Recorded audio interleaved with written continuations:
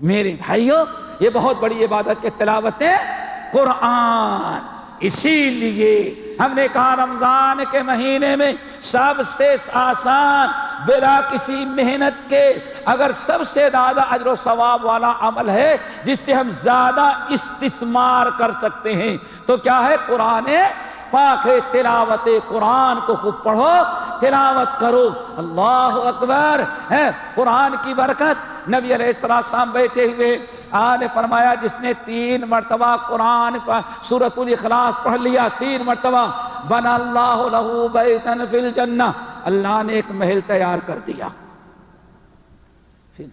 آپ نے فرمایا جس نے 3 مرتبہ اور پڑھ لیا اللہ اس کو ایک محل اور دے دیا۔ سب خاموش رہے، عمر فاروق کیسے خاموش رہے بیٹھے؟ پھر فرمایا جسے 3 مرتبہ اور پڑھ لیا اللہ ایک محل اور دے دے گا۔ عمر فاروق نہیں رہا گا، یا رسول اللہ جنت اتنی فری ہو گئی 3 مرتبہ کل پڑھو ایک محل تیار ہو جائے؟ عارف عمر جس نے 3 مرتبہ اور پڑھ لیا ایک محل اور مل جائے گا اس کو۔ عمر اللہ نے یہی وعدہ کیا ہے۔ اللہ اکبر، جس نے 12 مرتبہ پڑھ لیا اس کو کتنے محل مل گئے؟ 4 محل۔ عمر فاروق نے سن تو لیا لیکن سیدھے اٹھے تو ابو بکر کو ڈھونڈتے ہی نہیں گئے کہ آج اتنا آسان کہ 3 مرتبہ پڑھو جنت کا ایک محل، بھگے سیدھے گئے۔ اس اتفاقاً اس دن ابو بکر نہیں تھے، ابو بکر کو ڈھونڈا، گئے السلام علیکم، ابو بکر جنت اتنی سستی ہو گئی، اتنی فری؟ کہا کیا ہوا؟ کہا اللہ فرما رہے ہیں جس نے 3 مرتبہ اس سورۃ الاخلاص پڑھ لیا اس کو جنت کا ایک محل، جس نے 6 مرتبہ پڑھا 2 محل، جس نے 9 مرتبہ پڑھا 3 محل، جس نے 12 مرتبہ پڑھا 4 محل۔ کہا کس نے کہا؟ کہا اللہ کے رسول نے کہا۔ کہا عمر اللہ کے رسول نے بیان کرتے پھر ہم سے ہی پوچھنے کی کیا ضرورت ہے؟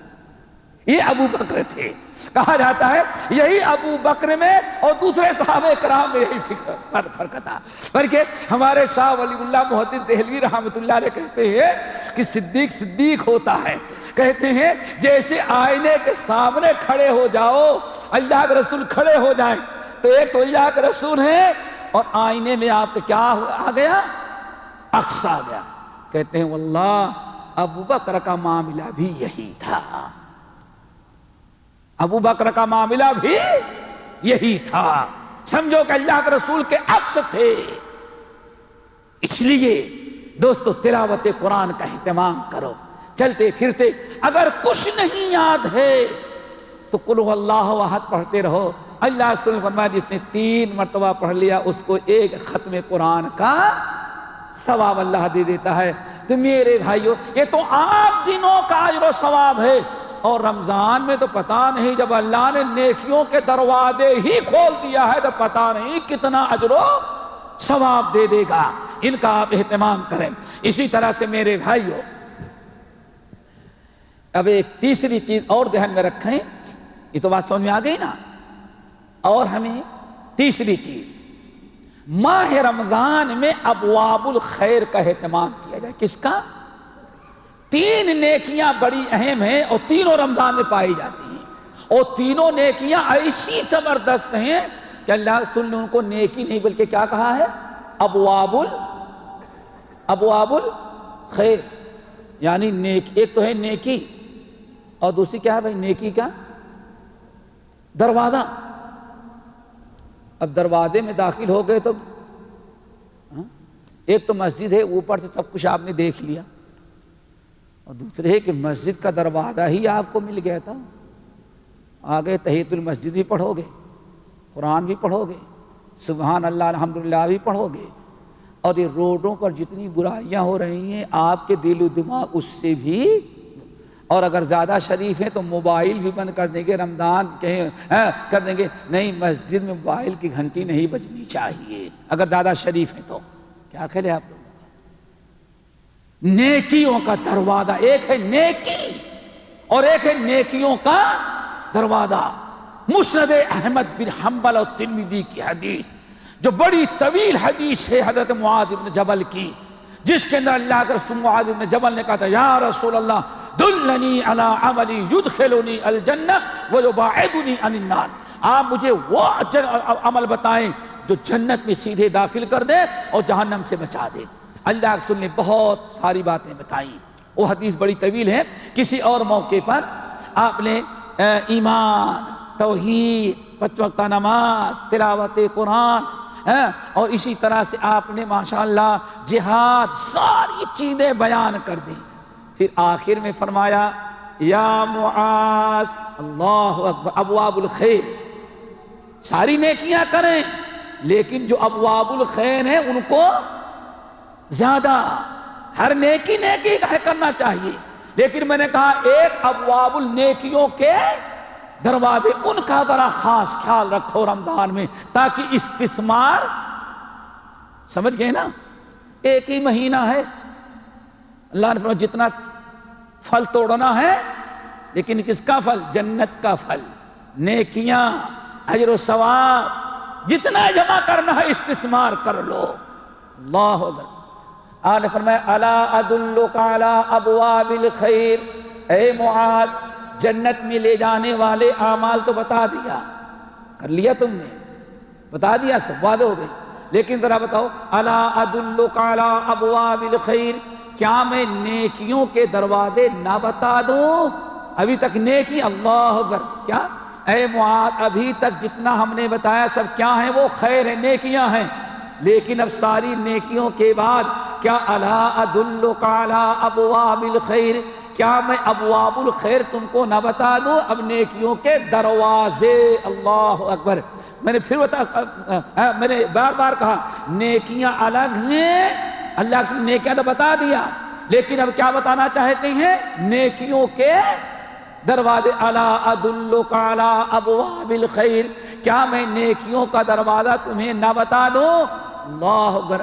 حضرت معاذ نے کہا بلا یا ضرور آپ بتائیں۔ آپ نے فرمایا نیکیوں کے 3 دروازے ہیں۔ کتنے؟ 3۔ اللہ تعالیٰ سے دعا کرو تینوں دروازے دے دیں، پھر کیا پوچھنا؟ ایک تو رمضان اور دوسرے نیکیوں کے دروازے۔ وہ کیا دروازے ہیں؟ اب ذرا سنو۔ آن فرمایا الصیام جنہ، اللہ، الصیام جنہ۔ نمبر 2 والصدقۃ تطفئ الخطیئۃ کما یطفئ الماء النار۔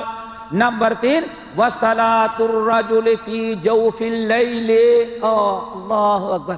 آن فرمایا یہ ابواب الخیر ہیں۔ الا ادلک علی ابواب الخیر، کیا میں تمہیں ابواب الخیر بتاؤں؟ بھلا یا رسول اللہ۔ آپ نے فرمایا 3 دروازے ہیں۔ نمبر 1 الصیام جنہ، روزہ ڈھال ہے۔ نمبر 2 آپ نے فرمایا والصدقۃ تطفئ الخطیئۃ کما یطفئ الماء النار، صدقہ برائیوں کو جہنم، صدقہ برائیوں کو ویسے ہی ختم کر دیتا ہے جیسے آگ پانی کو بجھا دیتی ہے۔ نمبر 3 وصلاۃ الرجل فی جوف اللیل، رات میں تہجد کی نماز۔ آگے ابواب الخیر، نیکیوں کے کتنے دروازے؟ 3۔ سب سے پہلے الصیام جنہ، روزہ۔ روزہ کیا ہے؟ ابواب الخیر، ابواب الخیر۔ الصیام جنہ، روزہ ڈھال ہے۔ روزے کو اللہ کے رسول صلی اللہ علیہ وسلم نے نیکی ہی نہیں بلکہ ابواب الخیر قرار دیا۔ الا ادلک علی ابواب الخیر الصیام جنہ، روزہ کیا ہے؟ ڈھال ہے۔ پتہ چل گیا نیکیوں کا ایک دروازہ تو کیا ہے؟ روزہ، وہ بھی رمضان کا روزہ، ماشاءاللہ، کیا پوچھنا۔ ایک صحابی آئے کہنے گے یا رسول اللہ، یا رسول اللہ دلنی علی عملی یدخلنی الجنہ، آپ مجھے ایسا عمل بتائیں جو سیدھے بغیر حساب کتاب کے جنت میں داخل کر دے۔ آپ نے فرمایا علیک بالصوم فإنہ لا عدل لہ، روزہ رکھو، روزے سے بڑا عمل جنت تک پہنچانے والا کوئی دوسرا۔ اللہ اکبر۔ چلے گئے وہ۔ پھر دوسرے دن آئے، ذرا کچھ اور بتا دیں اللہ کے رسول۔ یا رسول اللہ سوچتے تھے اللہ رسول بھول گئے ہوں گے، پھر آئے کچھ ابھی اطمینان نہیں ہوا. یا رسول اللہ دلنی علی عمل یدخلنی الجنہ، آپ مجھے کوئی ایسا عمل بتائیں جو عمل ہمیں جنت میں داخل کر دے. اور فرمایا علیک بالصوم، جاؤ روزہ رکھو کثرت سے. پہلی مرتبہ ابھی روزہ تو رکھ ہی رہے ہیں، اس کے علاوہ کچھ اور ہونا چاہیے. چلے گئے.